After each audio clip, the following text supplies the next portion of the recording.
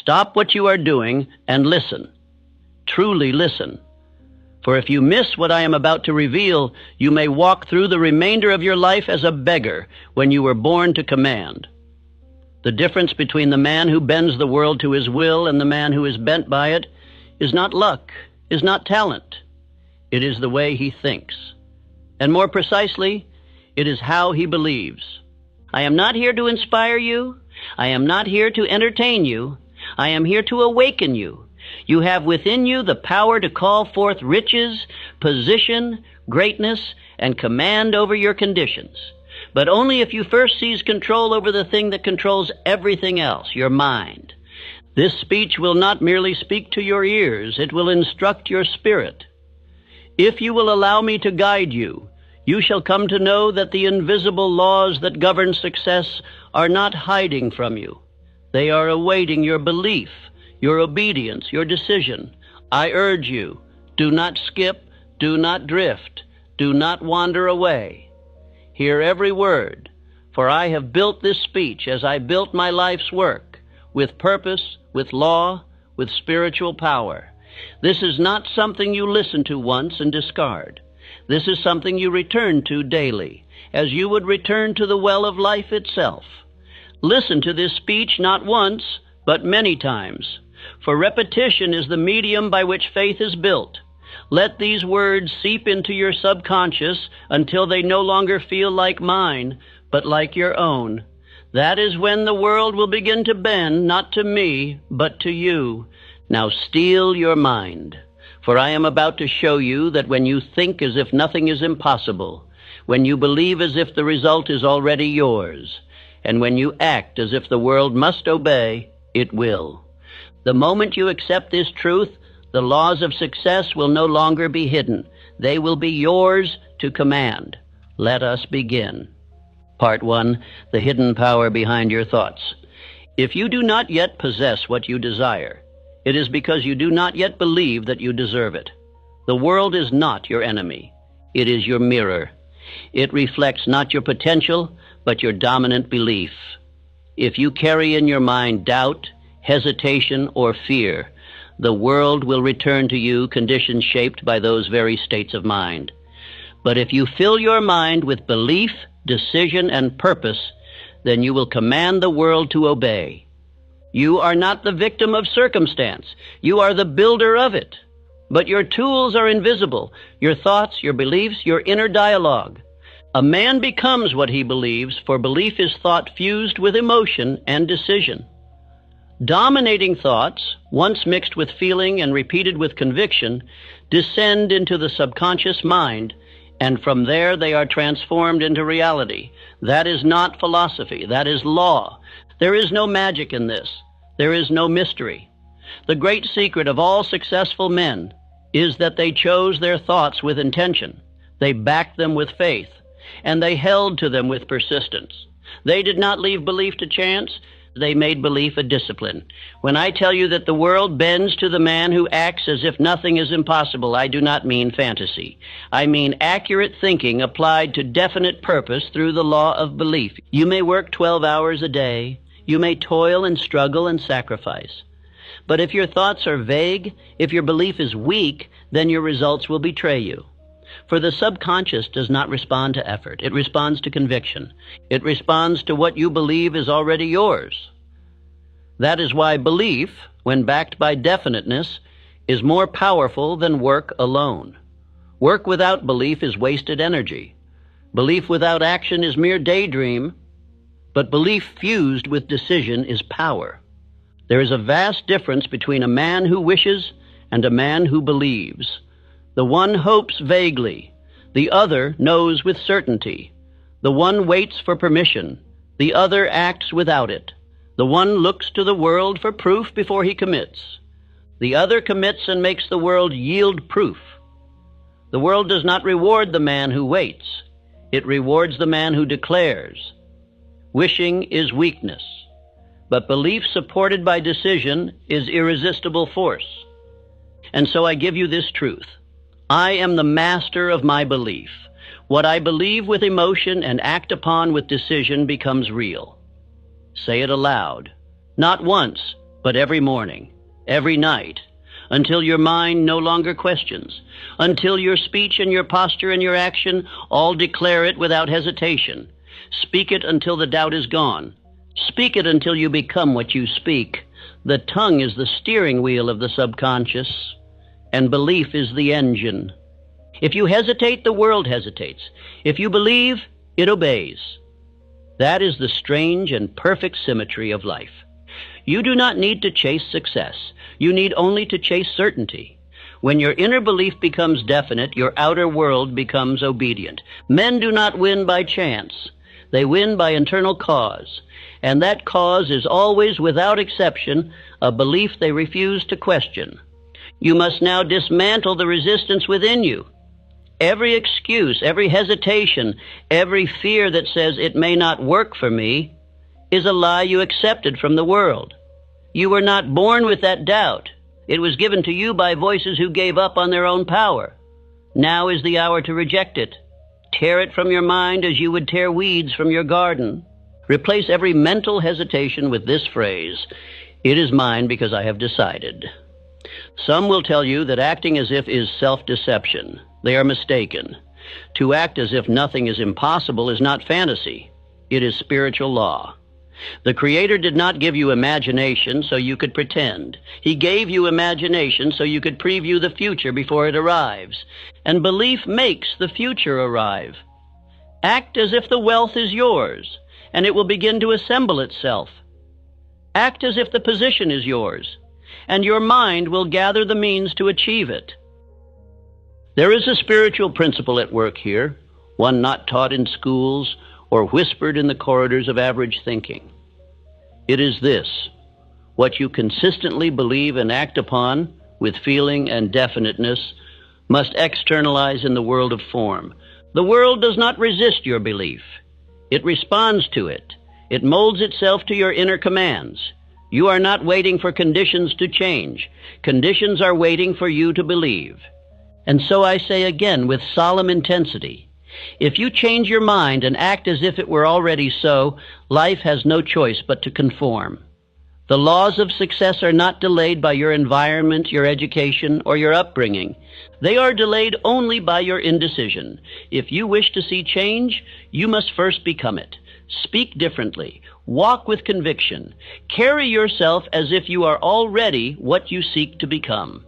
Begin today, not tomorrow, not when you feel ready. Begin now. Write your definite chief aim, state it aloud, say it with power, read it morning and night, back it with feeling. Command your inner world, and your outer world will follow. You are not small. You are not weak. You are a master builder, and your belief is your hammer. Use it. Shape your destiny with it. Declare, I am the man who makes the impossible submit, and act like it. Part 2, the faith that commands circumstances. Faith is not a passive thing. It is not a whisper in the dark or a timid hope. It is the mind's iron declaration that what I see within me shall become what surrounds me. Faith is power. It is fire. It is the force that drives men to move mountains not because they have proof it can be done, but because they have decided it must be done. Faith is the spiritual substance by which every great achievement has ever been built. In Think and Grow Rich, I taught that faith is a state of mind which may be induced by autosuggestion. This is the vital key. Faith is not given to you. You manufacture it by what you speak, what you feel, and what you repeat. Faith is the master chemistry of the mind. It is the elixir that gives life to thought. Without it, your aim is lifeless. With it, your thought becomes a spiritual command. It penetrates all resistance. Let me make this plain. You do not wait for faith to appear. You do not ask the world to give you evidence before you believe. That is not faith. That is indecision masquerading as logic. You decide to believe. You speak it, act upon it, live it, and the feeling will come. And once the feeling comes, it must be held, intensified, and directed toward your definite chief aim. That is how men build empires from nothing. Consider Henry Ford, a man not trained in engineering, not certified by academia, not backed by powerful men. He conceived the idea of the V8 engine and demanded it be built. His own engineers told him it was impossible. He told them, "Build it anyway." For months they returned with failure. And he said again, "Produce it." Why? Because he had faith. He saw it first in his mind. He believed it without apology. And the world obeyed his conviction. You must understand, the world bent to Ford because Ford never bent his belief. He did not compromise with doubt. He did not negotiate with logic. He issued a command from within and held to it without retreat. That is faith, not in others, not in systems, but in the power of thought, backed by decision. Ford did not wonder if the engine could be built. He acted as if it had already been done. And so it was. The power of acting as if is not play acting. It is preparation. It is spiritual law. When you move as the man who already possesses the goal, you train your subconscious to reject all that contradicts it. You are not pretending. You are programming. You are forming within your inner world a belief so strong, so consistent, so emotional, that your entire being begins to align with it. This is how you command circumstances. Let no one tell you faith is idle. Faith works harder than fear ever could, but it does not toil in the dark. It moves with vision. Faith sees the invisible. It speaks of the unseen. It walks into tomorrow fully clothed in today's confidence. The man who walks in faith does not require applause, proof, or reassurance. He acts from inner law, and the universe obeys him because he obeys his aim. I walk in faith, speak in faith, act in faith. The invisible shall become visible because I have decided it must. The tragedy of most men is not that they aim too high and miss, but that they never aim at all.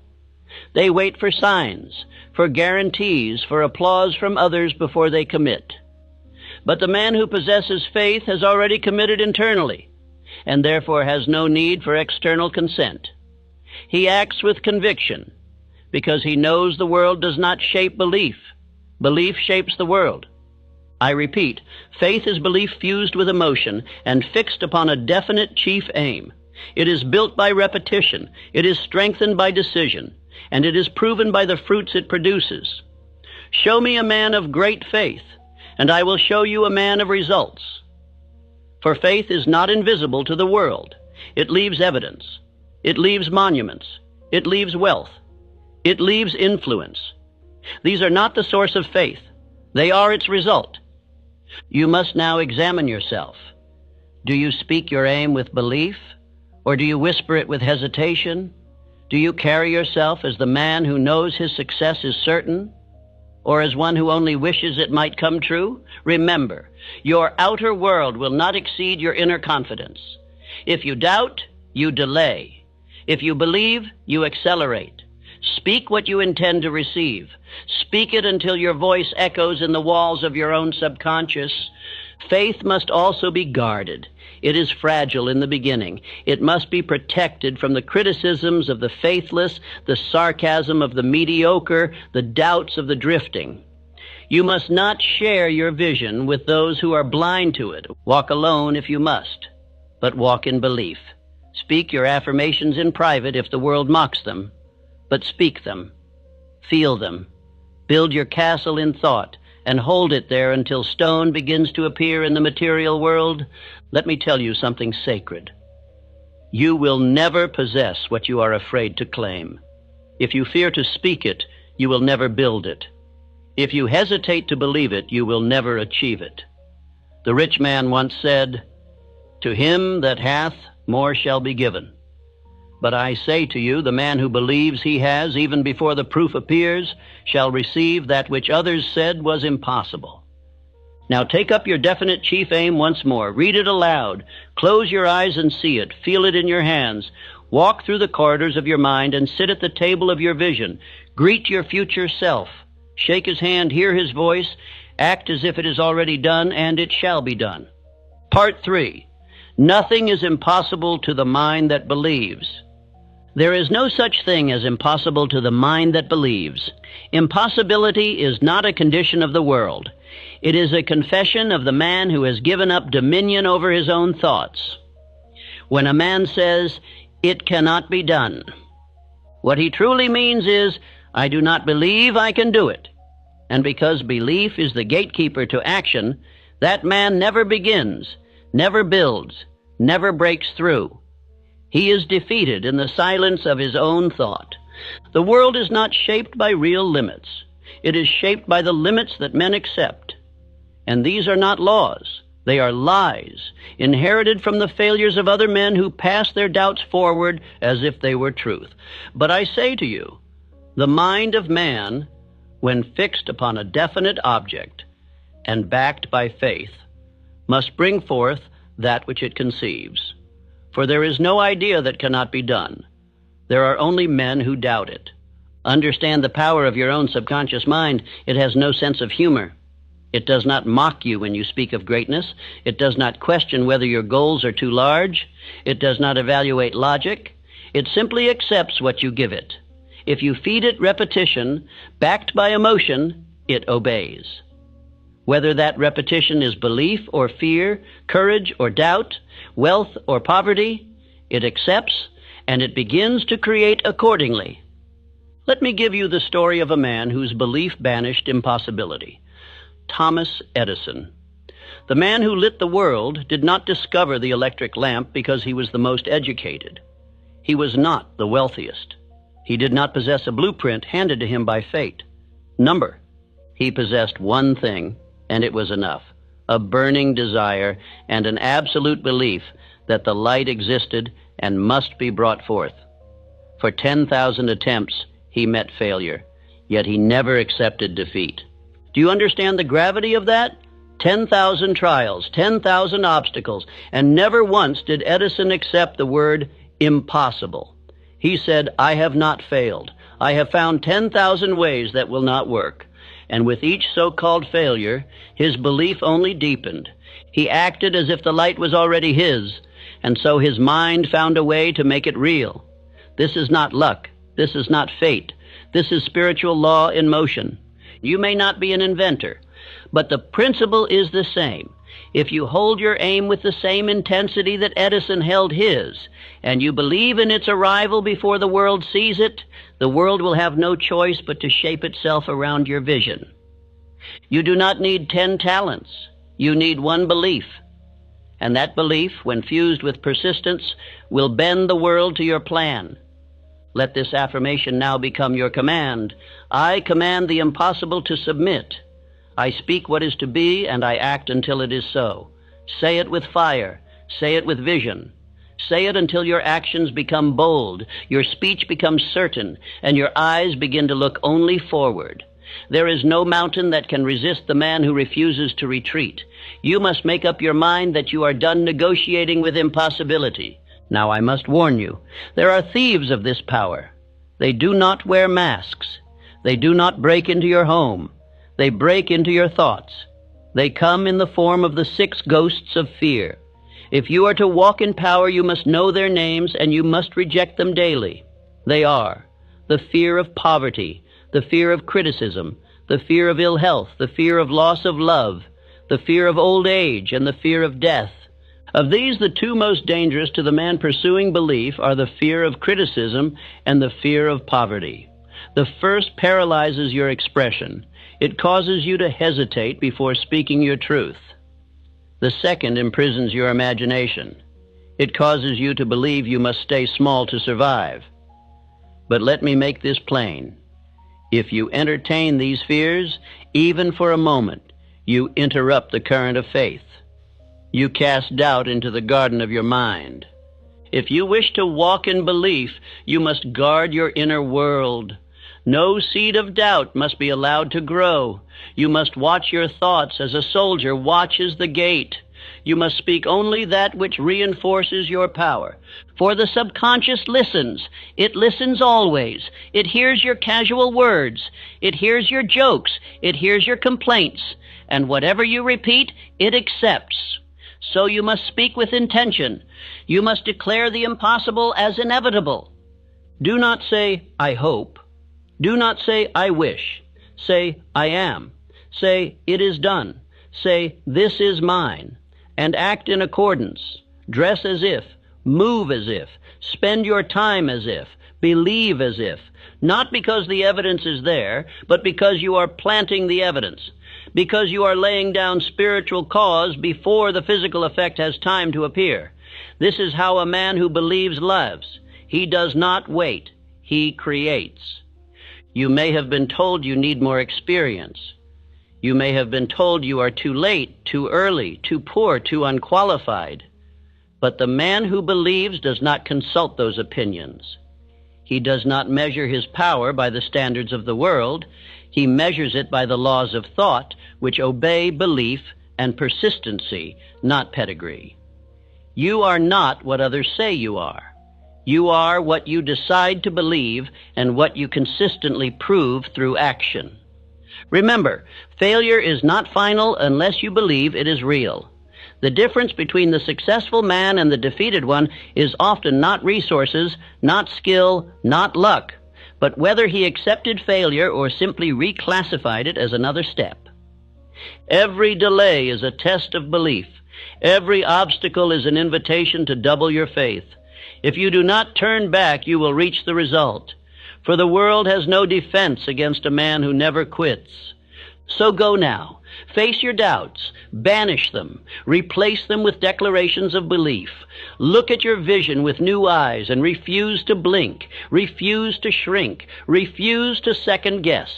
Say aloud, nothing is impossible to me, for I believe without retreat, and I act without fear, and act now. Part 4, the mental ritual that changes reality. You do not attract what you want. You attract what you are prepared to receive. And preparation does not begin in your environment. It begins in your thoughts. The man who waits for circumstances to change before he changes his behavior will always be waiting. But the man who changes himself first, who acts as if the future has already arrived, commands conditions to obey his example. This is the principle. Act as if it were already done, and it shall be. You must conduct yourself in thought, speech, and movement, like the man who already possesses the result. This is not deception. This is creation. Every man who ever achieved greatness walked before the world noticed him, thinking, believing, speaking, as if his name was already carved into history. It was not the world that crowned him. It was his conviction that demanded the crown. The mind is a creature of habit, and the subconscious mind, being without will of its own, follows the habits you assign to it. If you act as the poor man, it will deliver you poverty. If you act as the victim, it will create more injustice to support that identity. But if you act as the leader, the producer, the master of your fate, then your subconscious will begin to attract the ideas, the people, and the circumstances that match that image. And so I say to you, write your definite chief aim. Write it as if it is already complete. Do not say, I hope to become. Say, I am. Do not write, I wish to have. Write, I now possess. Make your words bold, definite, unshakable. Then take that statement and read it aloud twice each day, once in the morning, once in the evening. Read it with emotion, read it with vision, read it until you believe it, and then read it more. You must see yourself already in possession of the result. That vision must live in your imagination. Not once, not when you feel inspired, but as a daily mental ritual. This is the act of training your subconscious to accept a new identity. Your old self, the one filled with doubt and delay, must be evicted. And your new self, the one who commands the impossible, must be invited in with every repetition of belief. Now understand, this ritual is not merely about reading words. It is about becoming the man described in those words. You must walk into your day as that man. You must speak to others with his posture. You must carry his tone, his rhythm, his spirit. When you speak of your aim, do so as if you are unveiling it, not requesting permission for it to exist. Act as if the ink on your destiny has already dried. Let me give you a living example. Andrew Carnegie. He did not build steel by force. He built it by belief. He did not wait for others to prove themselves before treating them as leaders. He treated every associate as if they were already great men. And by doing so, they rose to match the image he held of them. This is the silent law. When you act as if something is true long enough, it must become true. The ritual of morning and evening suggestion is no idle superstition. It is the furnace in which identity is reforged. If you rise each morning and immediately read your aim aloud with clarity and feeling, you set the tone for your day. If you speak it each night before retiring, you hand your subconscious a command to work upon while you sleep. Over time, this rhythm becomes your inner music, and it will override all previous noise. Now let us make this declaration. I conduct myself in thought, speech, and action as if I already possess the result I seek.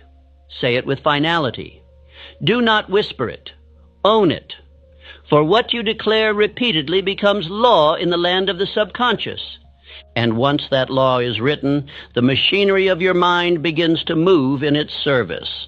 Ideas emerge, energy increases, coincidences appear. Why? Because you have changed your vibration of identity. And let me be clear, this transformation does not require the approval of others. You do not need applause to act as if you are powerful. You do not need titles to behave with authority. You do not need wealth to speak like a builder of fortunes. These things come after the behavior, not before. Your actions must lead. Your emotions must follow. And the world must then respond. Let us speak of behavior. The man who acts as if he is defeated carries slouched shoulders, avoids eye contact, speaks in uncertain tones, and hides from challenge. The man who acts as if he is victorious stands tall, meets eyes directly, speaks with calm command, and walks toward the struggle with eagerness. These are not random traits. They are reflections of belief. You must choose which version of yourself you will breathe into being. But what if doubt remains? What if fear clings? Then act anyway. For action, repeated, will strangle doubt. There is no greater antidote to uncertainty than motion. You cannot wait to feel confident before you behave with conviction. That is not how transformation works. You must earn confidence through performance. Each time you act in faith, your mind collects evidence that you are who you say you are. And soon, a shift will occur. A new identity will emerge. One that no longer plays small.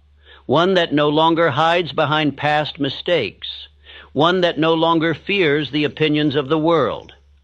You will begin to carry your purpose with dignity. You will speak with the authority of belief. And the world will begin to treat you differently, not because it changed, but because you did. You are not here to impress others. You are here to express the full potential of the man within, and that man is waiting. He does not require more information. He requires repetition. He requires discipline. He requires a ritual of thought, of speech, of posture. And through that ritual, he will rise. Now I say again, write your aim. Speak it aloud, twice daily, with emotion, with vision, with certainty. Act as if it is already yours. Conduct yourself in the image of the man who has already received it. This is not fiction. This is the formula. Thousands have used it. You shall now be counted among them. Part 5. What the subconscious obeys. There is but one thing over which you have absolute control, and that is your own mind. This truth is the cornerstone of all achievement. You may not control others. You may not control the tides of the economy or the decisions of men, but you control your thoughts, and by mastering that internal dominion, you come to influence all that is external. All else in your life will follow the pattern of your belief. Your subconscious mind is the silent builder of your circumstances. It is the unseen hand shaping your conditions. But it is not creative on its own. It must be directed. It does not originate thought. It receives it. It does not distinguish between truth and falsehood, wealth or poverty, victory or defeat. It acts upon whatever you impress upon it through repetition and emotional intensity. What you plant, it must grow. Think now of your subconscious as a fertile field. If you plant thorns, doubt, fear, limitation, those shall take root and overrun the garden. But if you plant strength, purpose, belief, and clarity, and water them daily with conviction, then abundance shall rise. The field does not argue. It does not discriminate. It obeys. Your job is not to beg the soil to grow. Your job is to sow deliberately and to weed out the seeds of confusion. The subconscious responds best to commands spoken aloud, repeated daily, and backed with definite emotion. This is why I have insisted upon writing your definite chief aim and reading it twice daily. It is not a ritual for ritual's sake. It is a programming instruction to your inner world. The mind, once charged with definite thought, begins to seek every opportunity, connection, and circumstance that aligns with that command. But there is another force, one more powerful than the isolated mind alone. It is the mastermind. When two or more minds are brought together in harmony, fixed upon a common objective, a third mind, a greater mind, is formed. This is not philosophy. This is principle. The minds of great men are made greater through association with other minds that share their belief, their clarity, their burning desire. Let me tell you the story of Charles M. Schwab, one of the brightest examples of applied belief through the mastermind principle. He was not born wealthy. He did not inherit power, but he carried within him a belief that he could rise. He aligned himself with Andrew Carnegie, who recognized not merely Schwab's talent, but his spirit, his definiteness. Schwab acted and believed as if he already could lead men, and soon he did. Carnegie placed him in charge of the greatest steel operation in the nation, not because of his years, not because of credentials, but because he had the spirit of command, forged in belief. Schwab's mind, joined with Carnegie's, produced plans, strategies, and ideas neither could have conceived alone. The power of the mastermind was the furnace, and faith was the fuel. Together they built an empire of steel. Now listen carefully. Your subconscious mind will mirror the dominant belief of those you associate with most often. If you keep company with doubters, their doubt will poison your subconscious. If you walk with critics, their negativity will cloud your inner vision. But if you form a mastermind alliance with those who believe, those who affirm, those who pursue with purpose, then your belief will multiply. You must therefore choose your influences as a king chooses his counsel. Let no man or woman into your inner circle who does not support your vision. Let no conversation enter your ears that weakens your conviction. Let no habitual voice dwell near your subconscious if it does not speak of growth, power, and purpose. You are the gatekeeper. You must guard your mind as the treasury of your destiny. Repeat this affirmation aloud. My subconscious receives only commands of power, purpose, and triumph. It obeys my dominant desire. Say it in the morning. Say it in the evening. Say it when doubt knocks, and when delay tempts you to slow down. Your subconscious listens. It always listens. And the voice it hears the most, it obeys the fastest. Now let us make this practical. If you do not yet have a mastermind alliance, form one. Find one man, one woman who believes as you do. Meet regularly. Speak only of victory. Review your aims. Share your affirmations. Eliminate idle speech, weak talk, and fear-driven thoughts. Let your meetings be focused, definite, and high-minded.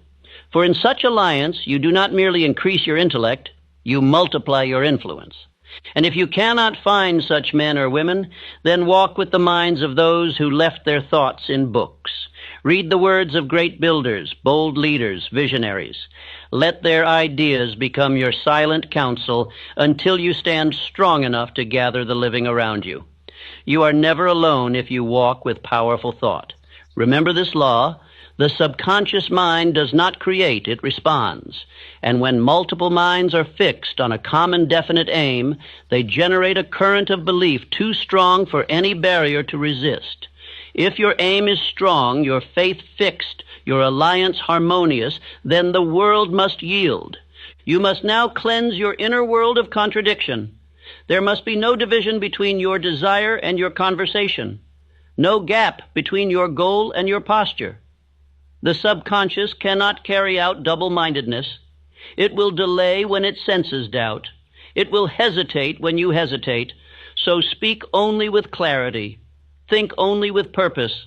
Surround yourself only with minds that feed your conviction. In the final analysis, success is not a question of environment or opportunity. It is a question of who controls your mind. The man who claims dominion over thought commands life. And the man who allows his mind to drift with the opinions of others will be forever lost in their mediocrity. So take up your aim. Repeat it aloud. Let your voice stir the depths of your subconscious. Align yourself with those who reinforce your belief. And know this above all. Your world will become what your inner alliance insists upon. Part 6. The Destroyer of Doubt. Indecision is the seedbed of failure. It is the breeding ground of fear, hesitation, and drift. Where there is no decision, there is no direction. And where there is no direction, there can be no victory. A man who cannot decide will forever bow to the man who can. For life favors the bold, not the reckless, but the definite. And decision is the first act of the definite man.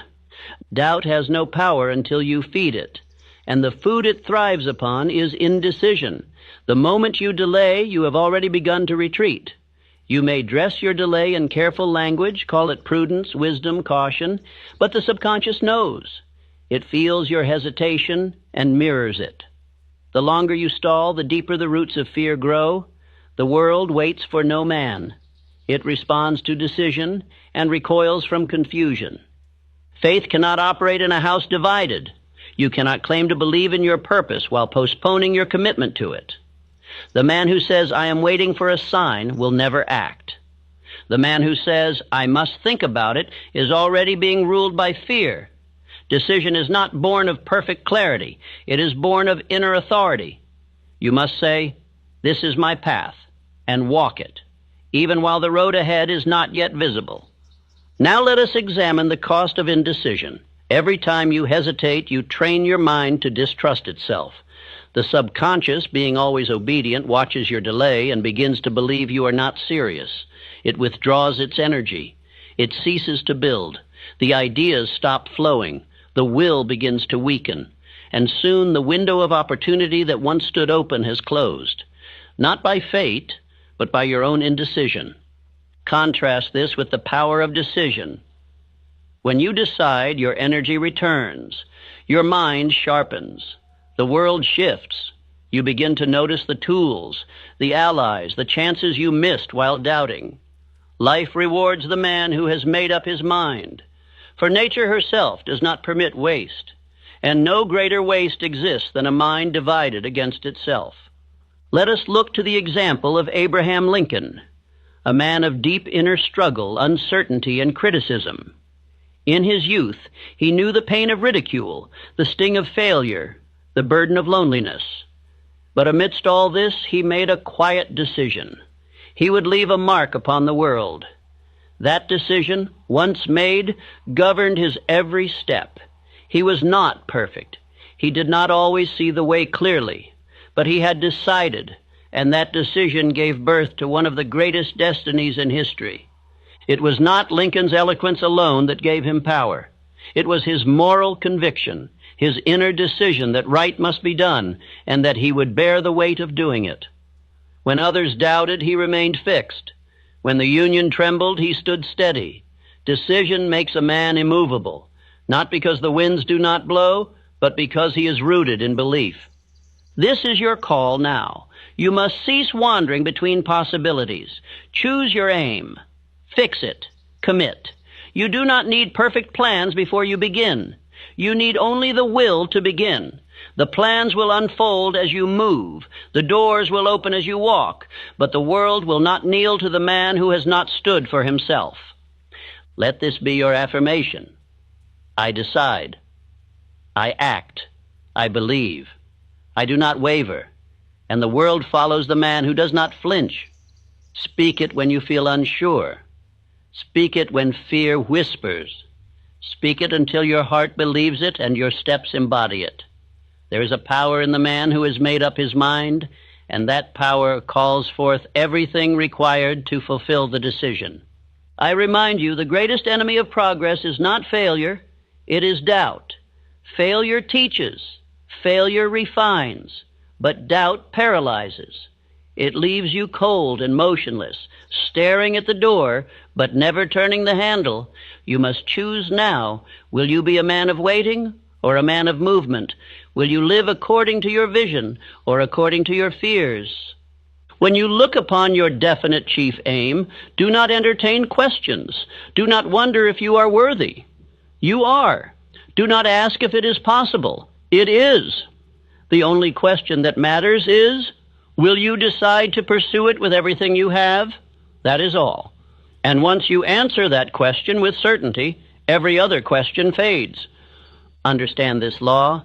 Decision burns bridges. It removes retreat.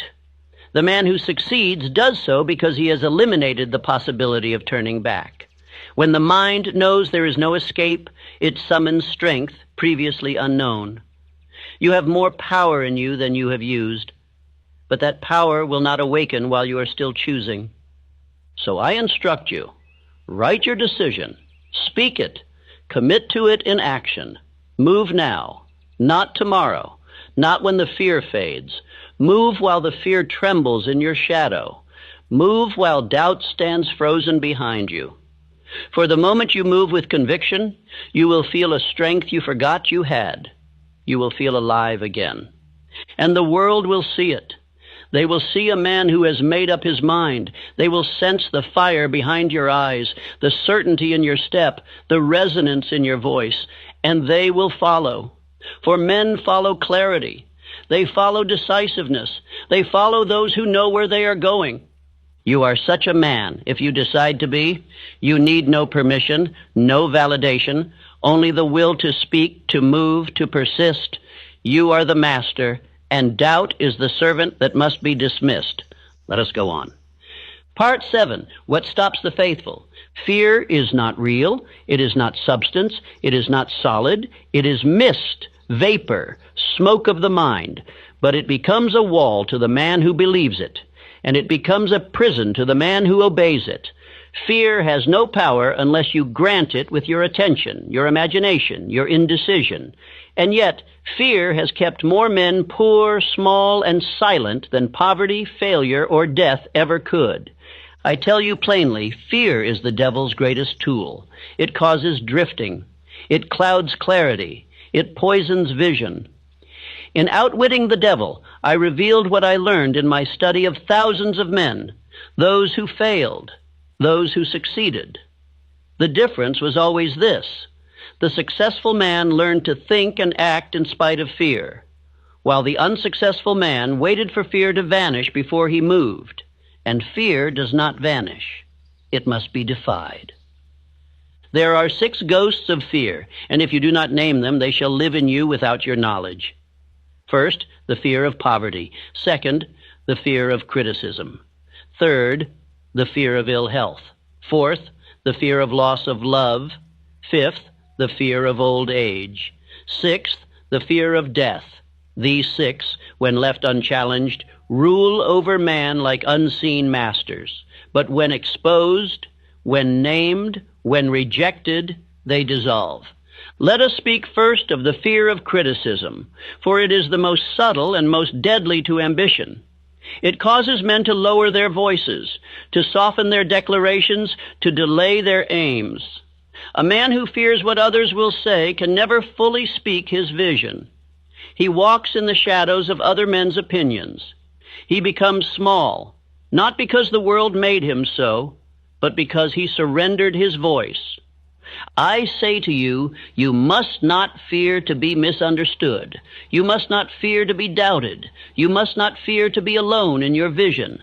Every great leader, every builder, every innovator, every man of faith walked through the valley of criticism before reaching the mountain of success.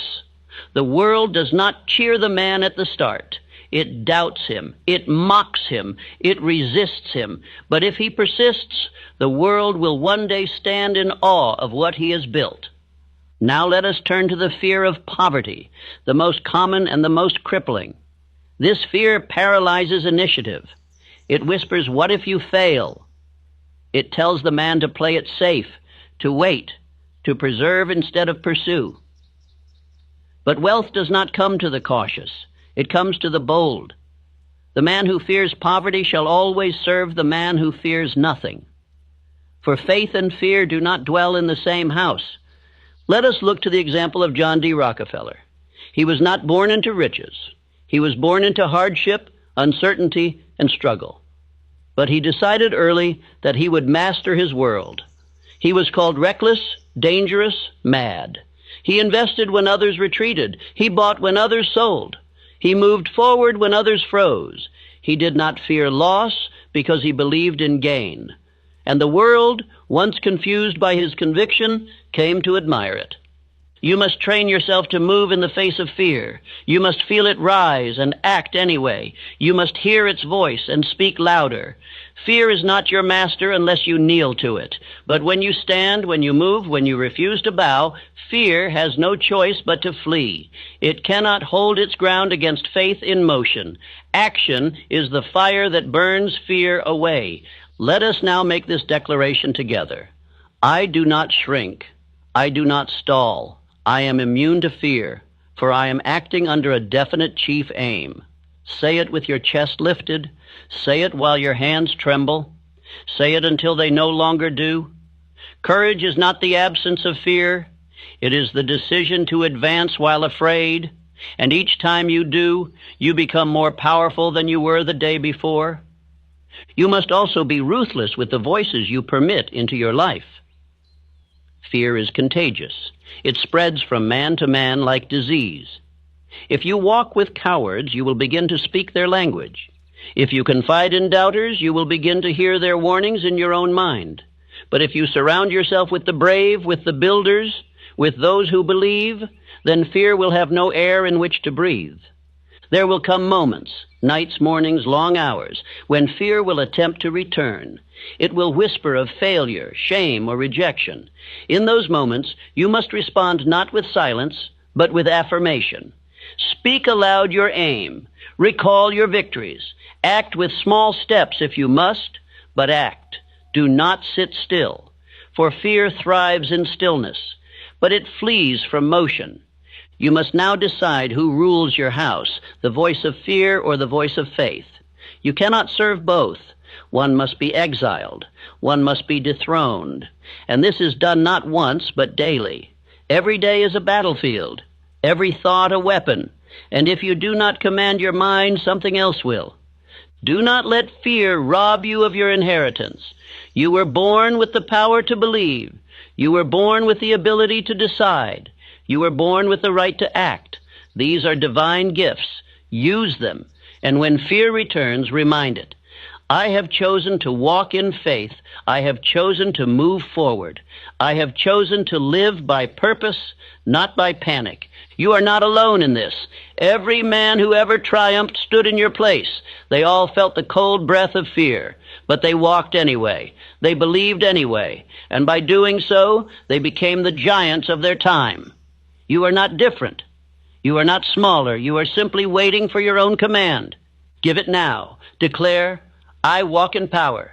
I walk in clarity. I walk through fear and leave it behind me. And begin again. Begin strong. Begin without apology. Begin with decision. Let us proceed. Part 8. Speak and walk as the person you demand to become. Your thoughts are commands. Your words are blueprints. Your movements are decrees. Every act of speech, posture, and action sends a signal, not only to the world, but to your own subconscious, affirming who you are becoming. And that identity, once planted, must bear fruit. The world does not respond to what you want. It responds to who you are being. So I ask you now, who are you commanding yourself to become? If you still speak as the man who doubts, the man who delays, the man who waits for permission, then no matter what goals you write, your life will mirror that identity. But if you now speak with certainty, walk with authority, and carry the bearing of one who already possesses the outcome, then life begins to conform to the shape of your belief. Identity is not discovered. It is declared and repeated into existence. Every morning you rise, you are given the opportunity to assume the role, not the role of who you were yesterday, but the role of who you are deciding to be. You must now speak only the language of the man who has achieved. You must move like him, think like him, rise like him, and work like him. The inner becomes the outer. The imagined becomes the manifested. The assumed becomes the actual. There is a law for this. I called it cosmic habit force. It is the unseen power that takes repeated thoughts and actions and molds them into habits, into destiny. The man who acts as if he is powerful, even when he is uncertain, begins to become powerful. Not because he fakes strength, but because he practices it into permanence. This law does not discriminate. It works for weakness or for strength. Your rituals decide which. This is why you must no longer wait for circumstances to confirm your identity. You must lead them. Speak not as a man who is trying. Speak as a man who has arrived. Do not say, I will become. Say, I am. Do not ask for permission. Give yourself the order. For your subconscious does not question. It obeys. And when you begin to speak, walk, and move as your future self, your mind cannot distinguish the difference, so it builds accordingly. Let me show you an example of this principle in action. Woodrow Wilson, a man once hidden in the shadows of academia, unknown to the world stage. But within him burned a vision, not of who he was, but of who he must become. He began to act, to speak, and to lead as though he were destined for the highest post in the land. And though he began in obscurity, his identity governed his journey. He became president not because he was chosen, but because he chose himself first. This is your great lesson. The world believes in the man who first believes in himself. When you carry yourself with the gravity of purpose, the steadiness of decision, and the bearing of certainty, others will begin to adjust to your presence. Doors will open. Eyes will turn. Opportunities will appear. But these are not causes, they are effects. The cause is always identity. The cause is always belief acted upon. So I say to you now, write your identity. As you would write your chief aim, write the traits, the conduct, the spirit of the man you are becoming. Describe his speech, his courage, his self-control, his decisiveness, and begin without delay to embody him today, in small steps, in large declarations, in silent practices. And let that new version of you become so familiar that the old self fades into history. Repeat this final affirmation. I am what I have decided to become. I act as if nothing is impossible, because nothing is when I believe. Say it until your voice carries it with ease. Say it until your shoulders rise with strength. Say it until your habits begin to match your words. For the world will not believe it until you do. But once you do, there is no force that can deny you. You are not what others think you are. You are not your past failures. You are not your doubts. You are not your setbacks. You are a being of thought, faith, and will. You are capable of transforming your world by transforming your identity. And you do so not by waiting, but by deciding, by repeating, by acting every hour, every day. The voice you now use must be firm. The steps you now take must be certain. The choices you now make must be final. For the law does not respond to wishful men. It responds to those who walk in belief. If you would be followed, lead. If you would receive, give. If you would become, declare it, and move. There is no future reward without present identity. There is no crown without bearing the weight first in silence. But once you do, the shift begins. You will speak, and others will listen. You will act, and results will follow. You will command, and life will respond. Not because it is owed to you, but because you earned it in thought, word, and action. And so we close with power. Begin this very day. Assume the identity. Read your aim. Speak your affirmations. Act without doubt. Reject fear. Step into the role, and never again remove the crown from your head. This world will bend, not to the loudest, not to the richest, not to the fastest, but to the most believing. Let that be you. Let that be the man you are, now and forever.